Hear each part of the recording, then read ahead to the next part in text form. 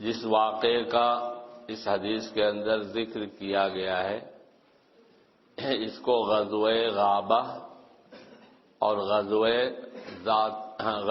ذو قرد اور غزوہ ذات قرد کہتے ہیں۔ قصہ یہ ہے کہ جناب نبی کریم صلی اللہ علیہ وسلم کی 20 دودھاری اونٹنیاں تھیں۔ دودھاری کا یہی مطلب نہیں ہوتا ہے کہ وہ فی الحال دودھ دے رہی تھی، بلکہ دودھاری کا مطلب یہ کہ دودھ دینے کے قابل، کیونکہ جانور ایک عمر ایسی آتی ہے کہ وہ دودھ دینے کے قابل ہی نہیں رہتے۔ تو آپ صلی اللہ علیہ وسلم کی 20 دودھاری اونٹنیاں تھیں اور ان میں سے بعض جو ہے بچہ دینے کے قریب تھیں۔ وہ مدینہ سے ایک منزل کی دوری پر وحد کی جانب، یعنی وحد سے کافی آگے ایک چراگاہ میں چرا کرتی تھی اور اسی چراگاہ میں وہ رہتی تھی۔ آپ اپنے یہاں دیکھتے ہیں کہ جانور کو چرانے کے لیے لے جاتے ہیں تو ساتھ ساتھ چرواہا بھی ہوتا ہے اور پھر شام کو گھر لے آتا ہے، لیکن جہاں کافی مقدار میں آدمیوں کے پاس جانور ہوتے ہیں، بھیڑ بکریاں، تو یہ تھوڑے کہ روزانہ انہیں چرا کر کے گھر لاتے ہیں، باقی چرواہا ساتھ رہتا، مہینوں گھر کی طرف واپسی نہیں ہوتی۔ تو اس طرح کی شکل ہے۔ آپ کے یہاں راجستھان میں جہاں بھیڑ بکریاں بہت زیادہ ہیں وہاں بھی بعض علاقوں کے اندر ایسا ہی ہے کہ وہیں جانور چراگاہ میں رہتے ہیں، چرواہا بھی ساتھ رہتا ہے۔ تو حضرت ابو ذر غفاری رضی اللہ تعالی عنہ کے صاحبزادے وہ آپ صلی اللہ علیہ وسلم کی اونٹنیوں کے چرواہے تھے، وہیں رہتے تھے، اور ان کی ماں یعنی حضرت ابو ذر غفاری کی اہلیہ بھی وہیں رہتی تھی۔ تو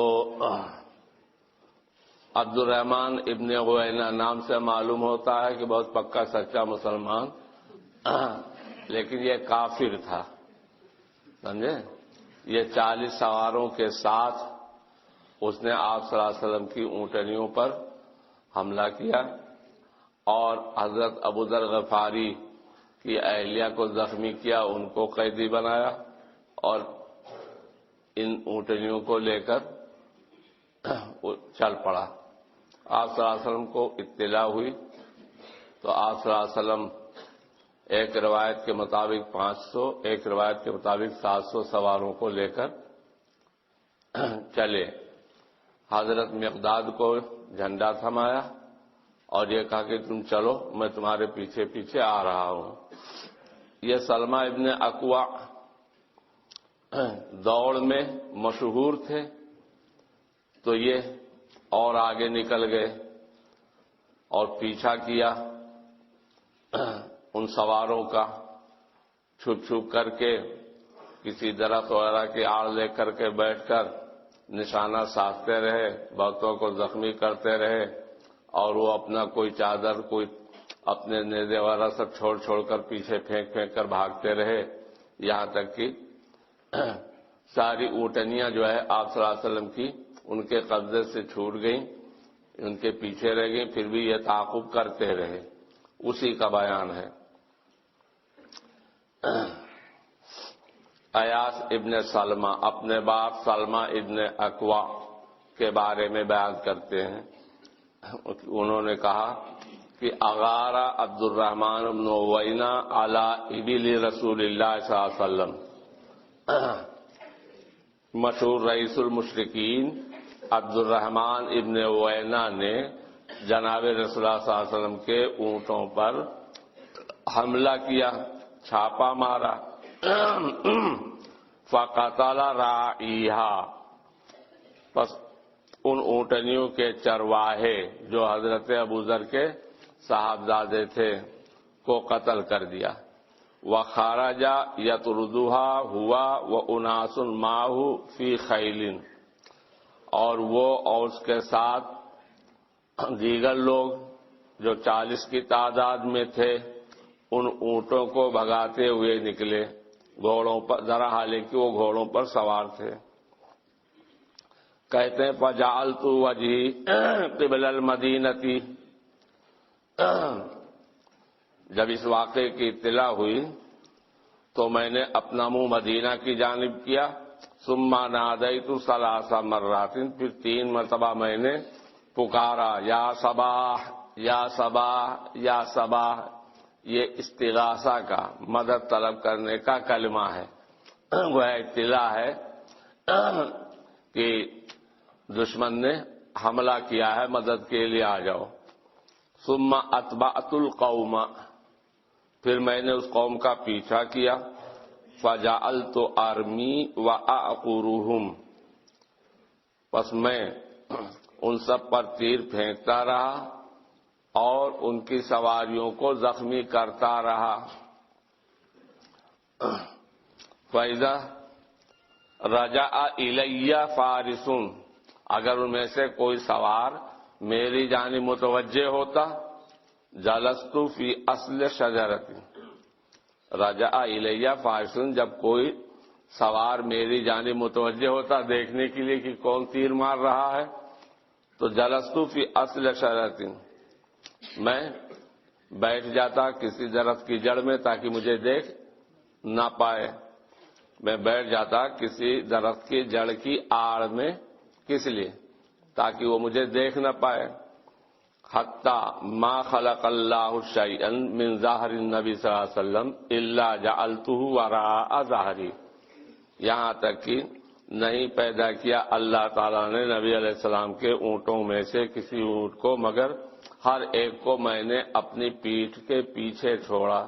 وہ لوگ بھاگتے رہے، چھپ کر میں تیر مارتا رہا اور جو اونٹ ہانکے جا رہے تھے ایک ایک کر کے وہ چھوڑتے رہے، یہاں تک کہ سارے اونٹ ان کے قبضے سے ہم نے آزاد کر لیے۔ اونٹ تو میرے پیچھے رہ گئے، پھر بھی میں ان کا پیچھا کرتا رہا۔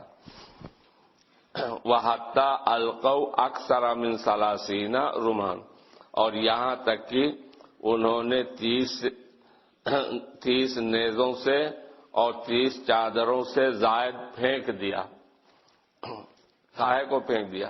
یستخفون منہا، درا حالے کی وہ ان سے ہلکا ہونا چاہتے تھے، بھاگنے میں دشواری ہو رہی تھی تو کبھی جو ہے کسی نے اپنا نیزہ اٹھا کے پھینک دیا، کسی نے اپنی چادر اٹھا کے پھینک دی تاکہ ہلکے ہو جائیں اور تیز بھاگے۔ ثم اتاہم اوینۃ مدد، پھر یہ رئیس المشرکین عبد الرحمن ابن اوینہ کا باپ اوینہ ان کے پاس پہنچا مدد لے کر۔ فقال، وہ اس نے مجھے دیکھ کر کے کہا، لیقم الیہ نفر منکم، چاہیے کہ تم میں سے ایک جماعت اس کے پاس جائے، وہ چھپا ہوا ہے، میں نے دیکھ لیا وہی تیر مار رہا ہے۔ فقام الیہ 4 منہم، تو چلے میری طرف ان میں سے 4 آدمی، اور صعیدو الجبل، وہ پہاڑ پر چڑھ گئے، مجھے پہاڑی پر دیکھا تھا تو وہ پہاڑ پر چڑھنے لگے۔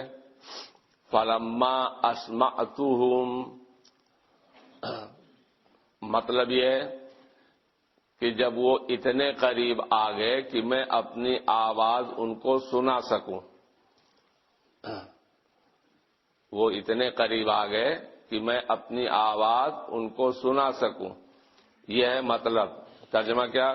فلما اسمعتهم، تو جب میں ان کو اپنی آواز سنانے کے قابل ہوا ان کے قریب آ جانے کی وجہ سے، قلت، تو مروب کرنے کے لیے میں نے کہا، اتعرفونی، مجھے جانتے ہو کون ہوں؟ قالوا، انہوں نے کہا، ومن انت، تو ہی بتا کون ہے؟ قلت، میں نے کہا، انا ابن الاکوع، میں ابن الاکوع ہوں، والذی کرم وجہ محمد لا یطلبنی رجل منکم فیدرکنی، قسم ہے اس ذات کی جس نے محمد کے چہرے کو معزز بنایا ہے، لا یطلبنی، یعنی لا یکون ان یطلبنی رجل منکم فیدرکنی، ایسا نہیں ہو سکتا کہ تم میں سے کوئی شخص مجھ کو پکڑنا چاہے اور وہ مجھے پکڑ لے. ولا اطلبہ، یہاں بھی ولا یکون ان اطلبہ فیفوتنی، اور ایسا بھی نہیں ہوگا کہ میں تم میں سے کسی کو پکڑنا چاہوں فیفوتنی، وہ میرے ہاتھ سے چھوٹ جائے. اصل میں بات کا بتنگڑ بنا کر کے وقت لینا چاہتا تھا کہ ان کو باتوں میں لگائے رکھوں تاکہ جب تک جو رسول اللہ صلی اللہ علیہ وسلم کی مدد ہم تک پہنچ جائے، یہ مقصد تھا. فما برہت، تو میں لگا رہا، اسی میں لگا رہا. حتی نظرت الی فوارث رسول اللہ صلی اللہ علیہ وسلم یتخللون الشجرہ، یہاں تک کہ میں نے دیکھا اللہ کے رسول صلی اللہ علیہ وسلم کے سواروں کو کہ درختوں کے بیچ سے ہو کر وہ آ رہے ہیں. یہاں تک کہ دیکھا میں نے اللہ کے رسول صلی اللہ علیہ وسلم کے سواروں کو یتخللون الشجرہ، کہ وہ درختوں کے جھنڈ، درختوں کے بیچ میں سے ہو کر آ رہے ہیں. اولہم الاخرم الاسدی، ان میں سب سے آگے اور پہلے نمبر پر اخرم اسدی تھے. فیلحق بعبد الرحمن ابن عوینہ، بس وہ ماضی کو حال سے تعبیر کیا، حکایت حال ماضیہ، یعنی فلاحق بعبد الرحمن، بس وہ اخرم اسدی بھیڑ گئے عبد الرحمن ابن عوینہ سے. ویعطف علیہ عبد الرحمن، اور ان کی طرف مائل ہو گیا عبد الرحمن ابن عوینہ. فاختلفا طعنتین، دونوں آپس میں ایک دوسرے پر نیزہ بازی کرتے رہے، دونوں ایک دوسرے پر نیزہ بازی کرتے رہے. فعقر الاخرم عبد الرحمن، تو اخرم اسدی نے عبد الرحمن ابن عوینہ کی سواری کے جانور کو زخمی کر دیا. اصل میں یہ پیر کی جو ایڑی ہوتی ہے، وہ پیر کا جو مطلب ٹخنا ہوتا ہے، ٹخنے کے پیچھے جو رگ ہوتی ہے نا، پکڑ، ہر ایک اپنی رگ پکڑ کر دیکھے، یہ ہے نا، یہ ہے پیر، اور یہاں وہ ہے نا ٹخنا ہڈی، اس کے پیچھے ایک نس ہے، نہیں ہے؟ ہاں، تو جانور کے اسی ٹخنے کے پیچھے والی نس کے کاٹ دینے کو ارقوب کہتے ہیں، اور اس سے کافی خون جو ہے نکل جاتا ہے.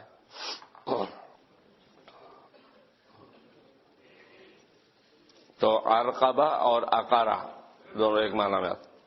تو اخرم اسدی نے عبد الرحمن کو، یعنی عبد الرحمن کی سواری کے جانور کو زخمی کر دیا. وَطَعَنَهُ عبد الرحمن، اور ان کو، کن کو؟ اخرم اسدی کو عبد الرحمن نے نیزہ مارا. فَقَتَلَهُ، پس ان کو قتل کر دیا اور ان کے گھوڑے پر قبضہ کر لیا. فَتَحَوَّلَ عبد الرحمن علی فرس الاخرم، اور عبد الرحمن نے اخرم اسدی کے گھوڑے پر قبضہ کر لیا. فَيَلْحَقُ ابو قتادہ بعبد الرحمن، پھر ابو قتادہ بھیڑ گئے عبد الرحمن ابن عوینہ سے. فاختلفا طعنتین، دونوں ایک دوسرے پر نیزہ بازی کرتے رہے. فعقر بأبی قتادہ، تو عبد الرحمن ابن عوینہ نے تو ابو قتادہ کے گھوڑے کو زخمی کر دیا. وقتلہ ابو قتادہ، اور ابو قتادہ نے خود عبد الرحمن کو قتل کر دیا. فتحول ابو قتادہ علی فرس الاخرم، پس ابو قتادہ نے اخرم اسدی کے گھوڑے پر قبضہ کر لیا. ثم جئت الی رسول اللہ صلی اللہ علیہ وسلم، یہ ابن الاقویٰ کہتے ہیں پھر میں آیا اللہ کے رسول صلی اللہ علیہ وسلم کے پاس.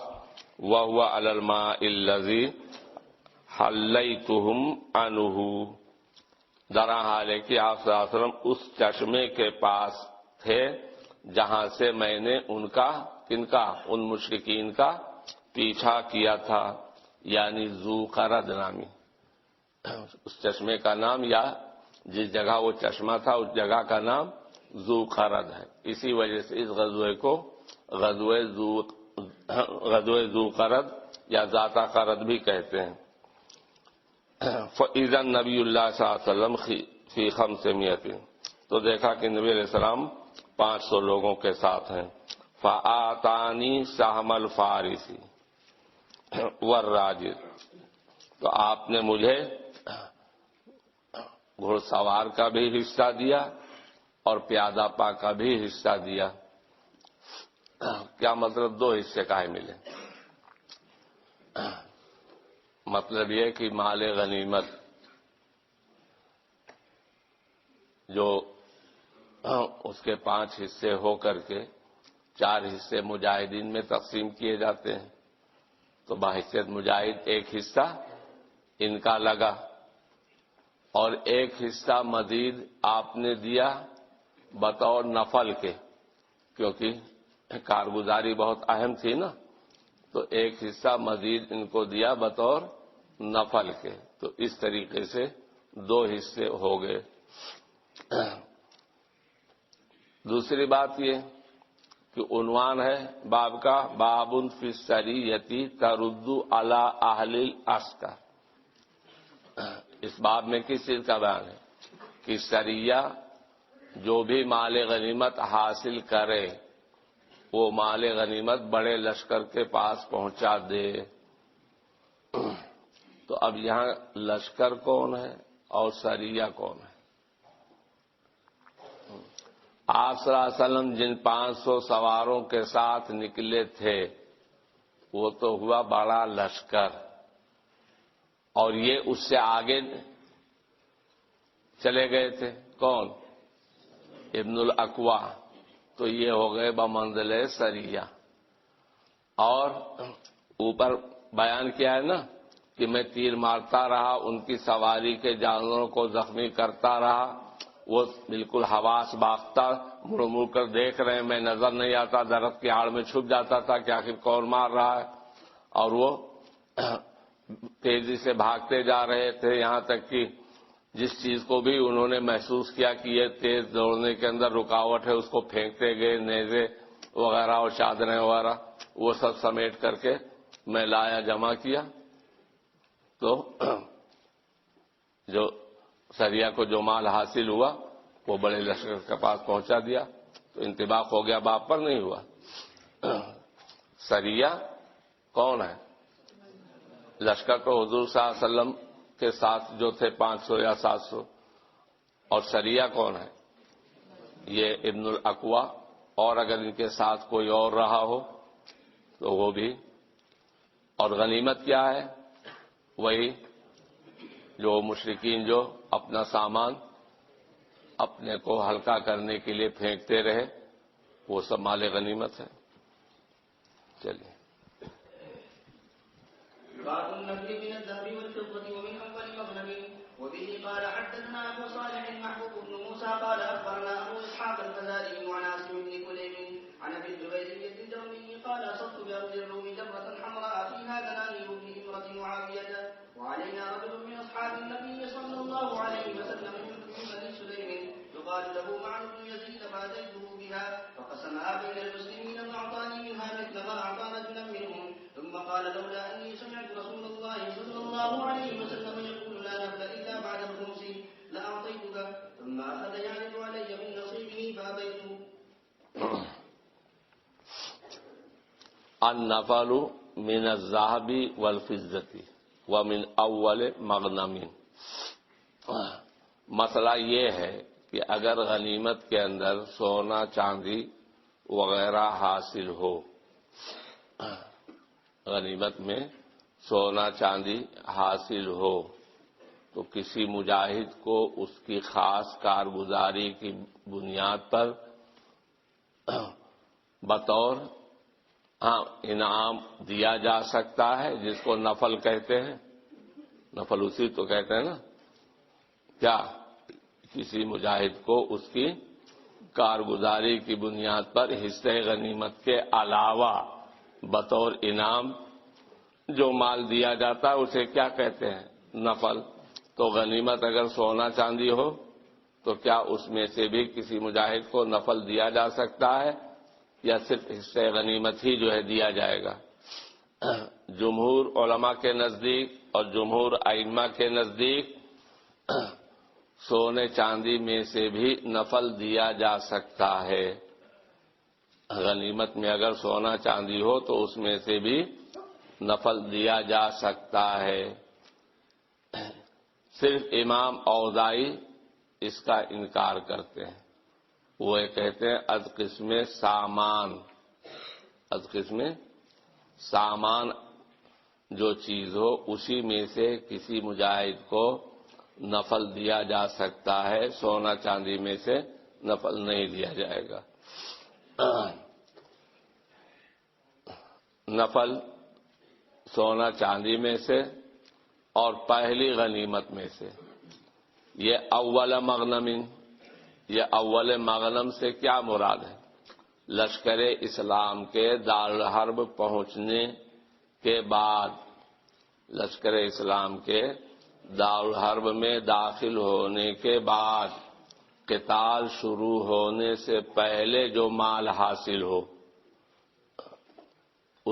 وہ ہے مصداق کس کا؟ اول مغنم کا، اور اسی کو فے بھی کہتے ہیں، اسی کو فے بھی کہتے ہیں۔ بتایا تھا کہ کفار سے جو مال جنگ اور قتال کے ذریعے حاصل ہو وہ کیا ہے؟ وہ غنیمت ہے، اور جو مال لڑائی کے بغیر حاصل ہو وہ فے ہے۔ تو یہاں اول مغنم سے کیا مراد ہے کہ لشکر اسلام کے دارالاسلام میں داخل ہونے کے بعد قتال شروع ہونے سے پہلے جو مال حاصل ہو وہی اول مغنم ہے، اور اسی کو فے بھی کہتے ہیں۔ تو ابو الجویریہ جرمی کہتے ہیں اصبت بارض الرومی جرتن حمراء، میں نے روم کی سرزمین میں ایک سرخ گھڑیا پائی، مٹکی، جرتن گھڑیا اور مٹکی۔ میں نے ارض روم میں ایک سرخ رنگ کی گھڑیا یا مٹکی پائی، فیہا دنانیرو، جس میں دینار تھے، اشرفیاں تھیں۔ یہ کب کی بات ہے؟ فی امرت معاویہ، حضرت معاویہ رضی اللہ تعالی عنہ کی امارت کے زمانہ میں۔ وعلینا رجل من اصحاب النبی صلی اللہ علیہ وسلم من بنی سلیم، اور ہمارے اوپر امیر تھے نبی کرم قبیلے بنو سلیم میں سے، نبی علیہ السلام کے اصحاب میں سے قبیلے سلیم کے ایک صاحب جن کو مان ابن یزید کہا جاتا تھا۔ فَأَتَيْتُهُ بِهَا، دیناروں سے بھری ہوئی وہ گھڑیا لے کر میں ان کے پاس پہنچا۔ فَقَسَّمَهَا بَيْنَ الْمُسْلِمِينَ، تو انہوں نے اس کو تمام مسلمانوں، ایران سے لے کر توران تک، یا مسلمانوں سے مراد مجاہدین، تمام مسلمانوں کے درمیان تقسیم کر دیا۔ مجھے امید تھی کہ مجھے کچھ زیادہ دیں گے، اس لیے کہ میں ہی وہ لے کر کے پہنچا تھا، لیکن ایسا نہیں ہوا۔ وَآتَانِي مِنْهَا مِثْلَ مَا آتَا رَجُلًا مِّنْهُ، اور دیا مجھ کو ان دیناروں میں سے اتنا ہی جتنا ان میں سے ہر آدمی کو دیا تھا۔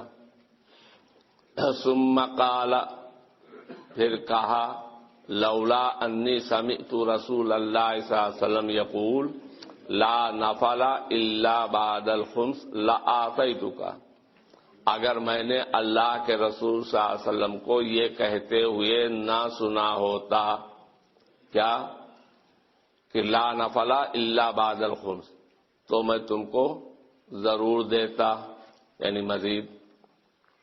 اگر نہ سنا ہوتا میں نے اللہ کے رسول صلی اللہ علیہ وسلم کو فرماتے ہوئے لا نفل الا بعد الخمس، تو میں تم کو ضرور دیتا. لا نفل الا بعد الخمس، یعنی نفل نہیں ہے مگر خمس کے بعد. اور خمس کس میں سے نکالا جاتا ہے؟ مال غنیمت میں سے. خمس کس سے نکالا جاتا ہے؟ مال غنیمت میں سے. اور یہاں یہ جو گھڑیاں تھی وہ غنیمت میں ملی تھی؟ یہ تو بغیر لڑائی کے ملی تھی نا. تو یہ غنیمت ہے یا فے ہے؟ یہ تو فے ہے. جب اس میں خمس نہیں ہے تو اس میں سے کسی کو بطور نفل بھی نہیں دیا جا سکتا. سمجھے نہیں؟ آپ نے فرمایا لا نفل الا بعد الخمس، کہ نہیں نفل دیا جائے گا کسی مجاہد کو مگر خمس نکالنے کے بعد. اور خمس کس میں سے نکالا جاتا ہے؟ مال غنیمت میں سے. اور یہ جو حاصل ہوئی گھڑیاں یہ تو غنیمت ہے ہی نہیں بلکہ یہ تو فے ہے. تو نہ اس میں سے خمس نکالا جائے گا نہ اس میں سے کسی کو نفل کے طور پر دیا جائے گا. ثم اخذ یعرض علی من نصیبی، پھر وہ اپنے حصے میں سے پھر وہ مان ابن یزید اپنے حصے میں سے مجھ کو دینے لگے.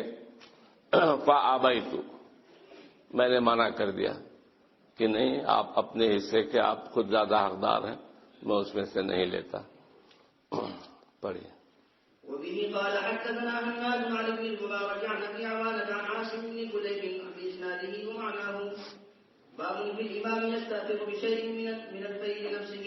وبه قال حدثنا الوليد بن عقبة قال حدثنا الوليد قال حدثنا عبد الله بن العلاء انه سمع ابا سلام الاسود قال سمعت عمر بن عبسة قال صلى بنا رسول الله صلى الله عليه وسلم الى بعيد من المغنم فلما سلم اخذ بكرة من جنب البعيد ثم قال ولا يحل لي من غنائمكم مثل هذا الا الخمس والخمس مردود فيكم. نبی علیہ السلام کو 3 طرح کے حصے ملتے تھے غنیمت میں سے. ایک تو وہی خمس، بلکہ خمس کیا، خمس الخمس. مجازن جو ہے خمس الخمس کو یہاں خمس سے تعبیر کیا گیا ہے. وَاعْلَمُوا أَنَّمَا غَنِمْتُم مِّن شَيْءٍ فَأَنَّ لِلَّهِ خُمُسَهُ وَلِلرَّسُولِ وَلِذِي الْقُرْبَى وَالْيَتَامَى وَالْمَسَاكِينِ وَابْنِ السَّبِيلِ. تو خمس میں کتنے آدمیوں کو شریک کیا؟ رسول کو، رسول کے رشتہ داروں کو، اور یتیموں کو، مسکینوں کو، اور مسافروں کو. 5 کو شریک کیا نا. اب ایک خمس کے جب 5 حصے ہوں گے تو ہر ایک کو جو حصہ ملے گا وہ کیا ہوگا؟ وہ خمس الخمس ہوا. وہ خمس الخمس ہوا نا. تو ایک تو یہ خمس الخمس. دوسرا سہم کا سہم الغانمین، ہر مجاہد کو جو حصہ ملتا تھا مال غنیمت میں سے وہ بھی. ایک تیسرا حصہ ہوتا تھا جس کو سہم صفی کہتے ہیں، آگے بیان آئے گا. سہم صفی، صاد فا. یہ کیا چیز ہے؟ کہ امام غنیمت میں سے کسی ایک چیز کا اپنے لیے انتخاب کرنا چاہے تو کر سکتا ہے. مثلا مال غنیمت میں ایک تلوار اس کو بہت اچھی لگ رہی ہے، وہ چاہتا ہے کہ میں اپنے لیے خاص کر لوں. یا کوئی سواری کا جانور ہے اسے اچھا لگا، چاہتا ہے کہ اپنے لیے. یا کوئی چادر ہے وہ بہت پسند ہے، وہ چاہے تو لے سکتا ہے. تو یہ جو حصہ تھا وہ سہم صفی تھا. لیکن یہ صرف آپ کے لیے مخصوص تھا، آپ کے بعد کسی اور امام کے لیے نہیں جائز ہے. تو آپ کے لیے 3 حصہ ہوا نہیں ہوا؟ ایک خمس الخمس، دوسرا سہم کا سہم الغانمین، اور تیسرا سہم صفی جو صرف آپ ہی کے لیے مخصوص تھا، آپ کے وصال کے بعد کسی اور امام کے لیے وہ نہیں۔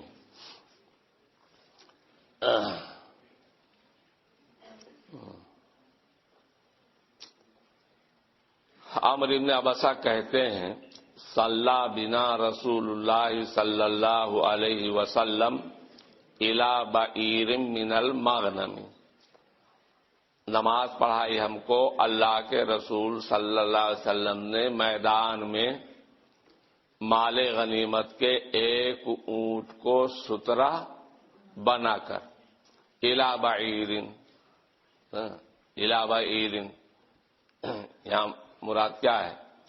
سترا بنا۔ اور یہ نہیں کہ جس نیت کرتا ہوں میں 2 رکعت نماز واسطے اللہ کے منہ میرا کعبہ شریف کی طرف، تو آپ نے نیت کی، نیت کرتا ہوں میں 2 رکعت نماز کیا منہ میرا اس اونٹ کی طرف؟ تو بعیر یہ الی بعیر جو ہے الی الکعبہ کی طرح نہیں ہے کہ اونٹ کو جو ہے آپ نے اپنا قبلہ بنایا ہو، بلکہ سترا بنایا۔ نماز پڑھائی ہم کو اللہ کے رسول صلی اللہ علیہ وسلم نے مال غنیمت کے ایک اونٹ کو سترا بنا کر، فلما سلم، تو جب آپ نے سلام پھیرا، اخذ وبرۃ من جنب البعیر، تو آپ نے اس اونٹ کے پہلو کے کچھ بالوں کو پکڑا مٹھی میں، ثم قال، پھر کہا کہ ولا یحل لی من غنائمکم مثل ھذا، اور نہیں حلال ہے میرے لیے تمہارے اموال غنیمت میں سے اس مٹھی بھر بال کے برابر بھی۔ مثل ھذا، ھذا کا اشارہ کس کی طرف ہے؟ اسی مٹھی کی طرف۔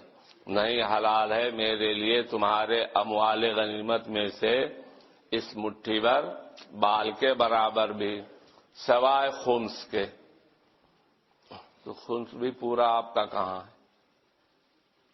خمس بھی پورا آپ کا کہاں ہے؟ وہ خمس بھی تو 5 میں بٹ رہا ہے نا، خمس کے بھی 5 حصے ہو کر اس میں سے ایک حصہ آپ کا ہے خمس الخمس۔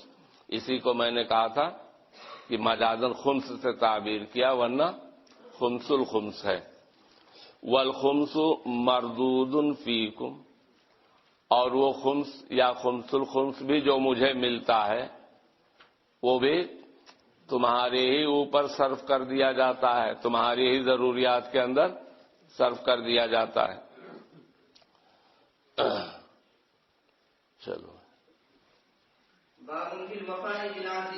وبه قال حدثنا عبد الله بن مسلمة القعنبي عن مالك عن عبد الله بن دينار عن ابن عمر رضي الله تعالى عنهما وعنه أن رسول الله صلى الله عليه وسلم قال إن الغادر يصب له لواء يوم القيامة ويقال هذه غدرة فلان بن فلان.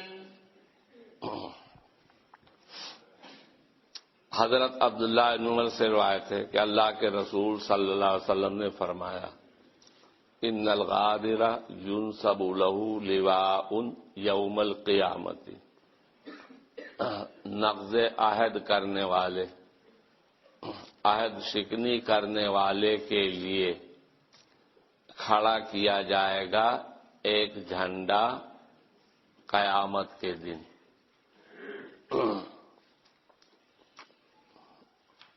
نقض عہد کرنے والے، عہد شکنی کرنے والے کے لیے اس کے قریب ہی کھڑا کیا جائے گا ایک جھنڈا قیامت کے دن، اور کہا جائے گا ھذہ غدرۃ فلاں ابن فلاں، کہ یہ فلاں ابن فلاں کی عہد شکنی کا انجام ہے۔ کیا مطلب جھنڈا کیوں کھڑا کیا جائے گا؟ اصل میں بھیڑ کے اندر وہ آدمی کہاں جلدی دکھائی دے گا، تو اس کے قریب میں جھنڈا کھڑا کر دیا جائے گا، تو لوگ جھنڈے کو دیکھ کر کہ بھئی کیا ہو رہا ہے وہاں، ہے نا، تو اس طریقے سے اس پر نظر پڑے گی اور وہاں اعلان ہو رہا ہوگا کہ یہ ہے عہد شکن، اس کو دیکھو۔ مطلب یہ کہ اس اس کو رسوا کیا جائے گا اور قیامت کے دن اس کی فضیحت ہوگی اور اس کی عہد شکنی کی تشہیر کی جائے گی اس مجمع کے اندر۔ بے شک عہد شکنی کرنے والا، اس کے پاس ایک جھنڈا کھڑا کیا جائے گا قیامت کے دن اور کہا جائے گا کہ یہ فلاں ابن فلاں کی غداری کا اور عہد شکنی کا انجام ہے۔